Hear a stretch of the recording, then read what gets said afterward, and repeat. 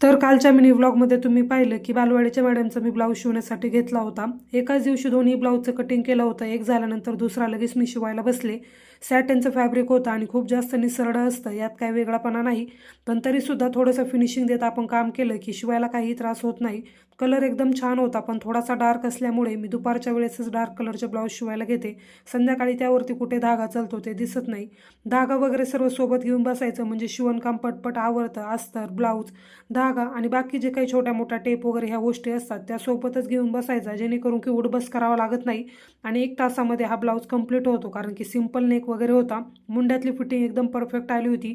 त्यानंतर साईडची फिटिंग सुद्धा एकदम स्ट्रेट आली होती। त्यांनी जो ब्लाऊज मापाला दिला होता त्याची उंची होती 12.25।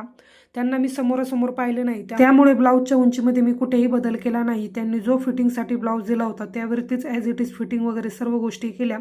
तर चला भेटूयात नवीन ब्लाऊज सोबत, नवीन अनुभव घेऊन। तोपर्यंत